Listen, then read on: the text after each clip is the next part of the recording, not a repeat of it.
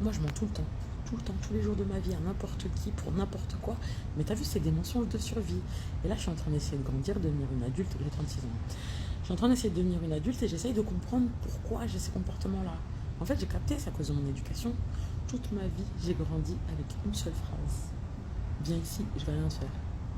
Les hommes ont peu de critères. C'est la raison pour laquelle n'importe quelle femme bidon peut s'estimer plus qu'il n'en faut. Je vous invite à être plus exigeant. Recherchez la connaissance, recherchez une meilleure condition sociale. Soyez plus égoïste. Elles ne vous aiment pas vraiment. Elles aiment l'idée du couple. Elles aiment le fait de transférer la responsabilité, la réalisation de leurs desseins, à cet autre, naturellement prédisposé au sacerdoce. C'est contraignant d'être en couple. Ça rend aigri. Vous faites semblant d'être heureux. C'est une prison à ciel ouvert. Gagner de l'argent, accomplir est bien plus intéressant. Si vous décidez d'être un otage de l'amour, faites au moins un choix de qualité. Le triptyque, c'est travail, épargne, investissement.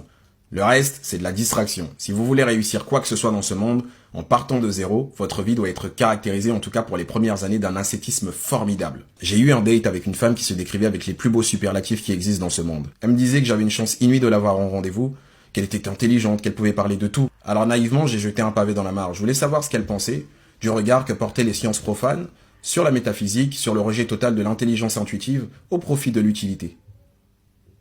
Vous croyez qu'on a eu un second date? Travail, épargne, investissement. Le reste, c'est de la distraction. Je suis désolé, mais ça, c'est limite élémentaire. C'est des choses tellement simples à comprendre. Mais je ne comprends pas pourquoi est-ce que c'est sujet à débat, justement. Je trouve ça fou. Et vous pouvez vous fâcher comme vous voulez. C'est une question de sécurité avant tout pour vous, avant même une question de principe et de valeur. Et j'en passe. C'est tout. Fâchez-vous comme vous voulez. C'est factuel. Les femmes qui viennent de se séparer ou de divorcer, qui sont restées plus d'une décennie, bon, un peu moins, un peu plus, peu importe, mais quand même après de longues relations, qui vont s'inscrire sur les applications de rencontres. Oh my god, c'est vraiment, on n'est pas prête pour les femmes comme moi de la génération 80, enfin de la génération 80, un peu plus, un peu moins. Oh là là là là, c'est vraiment un monde à part, c'est un monde de... T'as que des mecs qui... voilà, qui exposent en plus fièrement qu'ils ne veulent rien de sérieux, au feeling, je veux juste m'amuser. Oh là là, c'est désespérant. Tu commences à parler avec certains d'entre eux qui n'ont pas affiché ce genre d'envie, et au final, tu fais un ping-pong de un ping-pong de 3 lignes en échange, et ils te sexualisent direct la conversation. Donc bon, ils laissent peu de place au mystère pour évaluer la tendance de leur recherche. Hein. On sait pertinemment ce qu'ils cherchent, et voilà quoi. Enfin franchement, moi j'ai abandonné depuis un certain temps maintenant, parce que voilà quoi, c'est pas du tout qualitatif. Ils te proposent rien d'intéressant, que des relations absolument précaires, et voilà. Mais c'est vrai qu'au départ j'étais hyper crédule. Je me disais enfin, tu vois, j'étais enthousiaste, quoi. Il y en avait certains qui étaient sympas au départ et tout. Et au final, tu te rends compte que c'est des mecs qui ne veulent rien d'autre que remplir leur tableau de chasse, quoi. Donc voilà, et c'est préjugé sur préjugé. Franchement... Voilà, donc ne soyez pas surprises, prenez votre temps. Franchement, si vous commencez à arriver à débarquer sur les applis, dites-vous déjà que la plupart d'entre eux sont déjà en couple. Et oui, s'ils ne vous répondent pas en journée, à partir de 17h le soir et le week-end, c'est qu'ils sont en couple. Et il y en a énormément. Donc gare à ça. Mais ouais, c'est grosse désillusion, quoi. Tu te dis...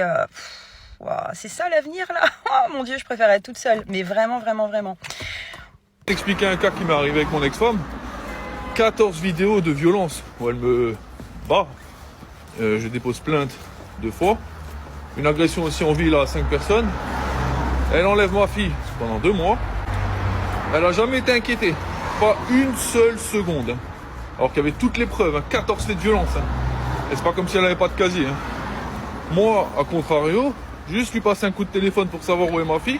Bien sûr, les éducateurs aussi ont bafoué tous mes droits parentaux. J'ai été condamné. Moi. Elle, rien. Et ça, c'est pas que mon cas. Hein. Ça concerne quasiment... Bon, je vais pas faire de l'abus, mais au moins 90% des problèmes conjugaux. Hein. C'est pas quelque chose qui est faux. Hein. C'est totalement réel. Faut vous renseigner un peu, c'est tout. Ah, juste les chiffres, 2000 femmes condamnées ou incarcérées en France en 2023 pour 84 000 hommes. C'est pas rien quand même. Même les mineurs, 3000 mineurs incarcérés cette année. Donc les mineurs sont plus condamnés que les femmes. Les filles, est-ce que vous avez déjà osé aborder un gars dans la rue ou enfin bref partout ailleurs, j'en sais rien. Et genre ça a mené à quoi? Parce que moi à chaque fois j'en trouve des beaux. Genre là il y a un gars dans le tram, je l'ai trouvé trop mimi, mais je me suis dit, enfin de toute façon, même si l'on te dit Mel c'est l'amour de ta vie, jamais je ne pourrais aller faire le premier pas. Je me lève, j'arrive devant lui, je m'écroule, je fais un AVC littéralement. Et après je me plains que ça passe que par les applis, etc. Mais parce que suffit en plus que le mec me dise ben non, je veux pas ton numéro, t'es beaucoup trop moche. Je saute là du 3e étage. Sans aucun doute, je saute, sans aucune hésitation. Mes parents en ont marre de moi, en particulier ma mère, pour la simple et bonne raison que ça fait très longtemps que je suis célibataire maintenant. Et ma mère me dit mais tu as des critères bien trop élevés, arrête d'être comme ça et tout. Donc je vais vous dire mes critères qui sont soi-disant trop élevés. Vous allez me dire si moi j'abuse, c'est mardi. Je vais pas commencer les critères physiques, etc., brun, machin, tout ça, on s'en fout. Mais un mec assez joli quand même, tu vois, genre qui passe, je veux dire, qui prend soin de lui, qui a pas les dents jaunes, qui sent bon, un minimum de critères physiques, voilà, quelque chose de sympa, quoi. Mais c'est pas le plus important, on s'en fout, vraiment, on s'en fout. Ensuite, quelqu'un qui travaille, en fait, qui a une situation correcte, au bout d'un moment... Voilà, qui est indépendant, qui ne vit pas chez ses parents, oui, hein, parce que y en a marre, là, des grands garçons de 30 ans qui vivent encore chez papa-maman, c'est bon, d'accord? Donc, t'as un taf, tu gagnes ta vie, t'es indépendant, c'est bon, on s'entend. Dans la même lignée, qui a le permis de conduire et qui est également véhiculé, d'accord? Parce qu'il n'y a pas écrit chauffeur VTC, là. Pas des moindres, quelqu'un de galant et de romantique, un minimum, d'accord? Parce que moi, je ne fais pas 50-50, je vous vois tout de suite venir, tu fais pas 50-50, non. Et alors? Galant, romantique, c'est-à-dire pas non plus dans l'extrême, tu vois, j'attends pas à ce qu'on ouvre la portière de la bagnole à chaque fois que je veux monter, non. Mais un minimum, des petites fleurs de temps en temps, tu vois, un petit mot écrit sur un post-it avant de partir, enfin, des petites attentions, quoi. Et le dernier, je pense que c'est le plus important, mais c'est l'intelligence. Intelligence émotionnelle et intelligence dans la conversation. C'est-à-dire que moi, je me considère comme étant très intelligente et très modeste. Bref, je peux parler de tout et n'importe quoi. J'ai des connaissances sur plein de sujets. Donc, à un moment, si avec toi, le seul débat que je peux avoir, c'est si tu mets les céréales avant ou après le lait, ça va vraiment pas le faire. On va se faire chier, toi et moi. Voilà, je demande pas grand-chose. Vraiment, pas grand-chose. Allô, ça va? Ça va et toi? Il date, hein? Quoi? La dernière fois, c'est moi qui t'ai monté, là. Tu t'es monté?